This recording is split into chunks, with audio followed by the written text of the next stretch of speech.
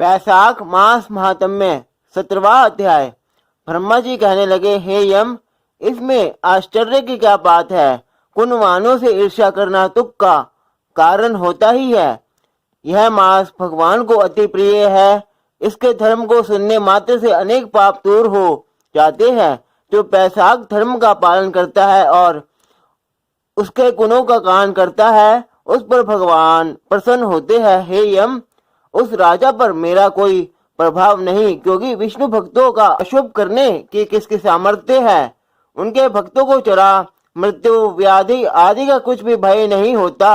सेवक को स्वामी ने जिस काम के लिए नियुक्त किया है, जब तक उसमें शक्ति है किए जाए, और जब शक्ति ना रहे तो स्वामी से निवेदन करते, उसी समय वह उऋण हो जाता है और उसको कोई दोष स्वामी का कार्य ना करने का नहीं लग सकता। अपना कर्तव्य कार्य करने में प्राणियों को दोष नहीं लगता। हे यम, तुम इस कार्य के करने में असमर्थ हो तो तुम्हारा क्या दोष है।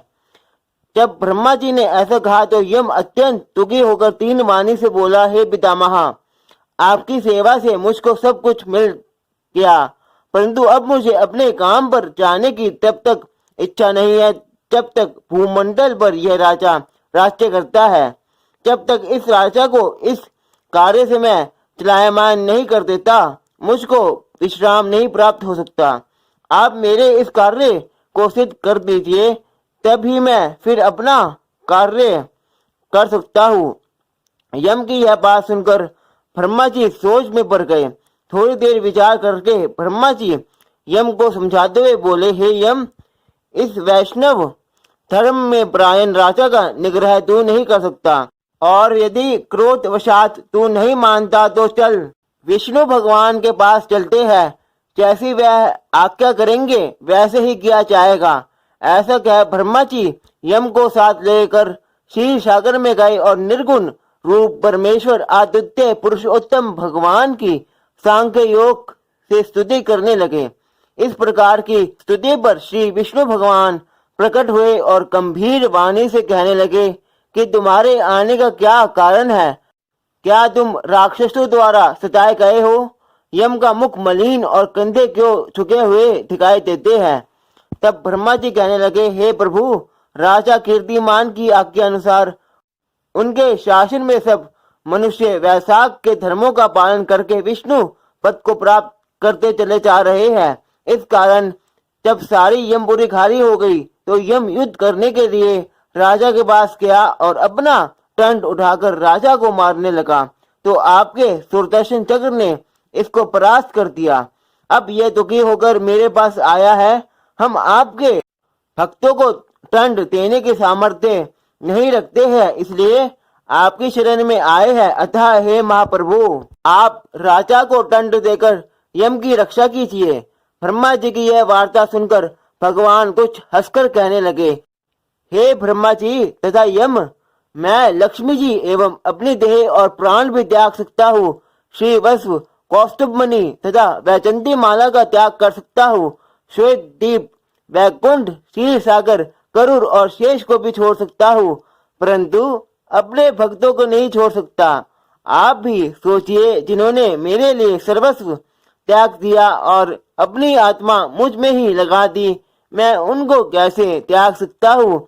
फिर भी हे यम, मैं तेरे दुख को दूर करने का उपाय बतलाता हूँ। इस राजा की आयु मैंने 10,000 वर्ष की दी है, जिसमें 8,000 वर्ष बीत चुके हैं। अब 2,000 वर्ष की आयु और भोग कर वह मेरी सायुज्य मुक्ति को प्राप्त होगा। तब वेन नाम का एक राजा बड़ा दुराचारी होगा और सब वेदोक्त धर्मों को नष्ट कर देगा। तब वैशाख धर्म भी लोप हो जाएंगे और वह स्वयं अपने पाप से चल जाएगा। फिर मैं पृथ्वी का अवतार लेकर पुनः धर्म की स्थापना करूंगा और वैशाख धर्म भी मनुष्य से कराऊंगा।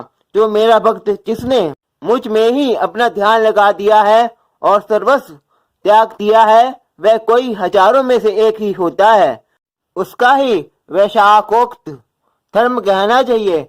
बहुत थोड़े मनुष्य पृथ्वी पर मेरे इस धर्म को जानने वाले हैं। अब हे यम, तो किसी प्रकार से दुखी मत हो, तेरे काम की सिद्धि हो जाएगी। वह राजा तेरे भाग भी देगा। अपने अपने भाग को ग्रहण करने वाला तो कोई नहीं होता। जो मनुष्य तेरे निमित्त को प्रतिदिन स्नान, अर्घ, जल, कुंभ, दही, अन्न आदि का दान नहीं करेंगे, उनका वैशाख धर्म निष्फल हो जाएगा।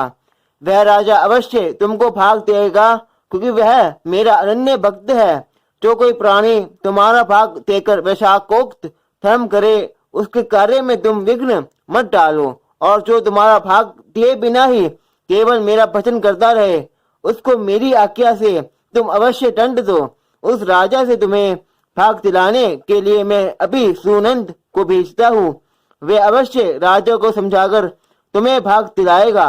इस प्रकार हर तरह से यम को आश्वासन देकर भगवान अंदर ध्यान हो गए।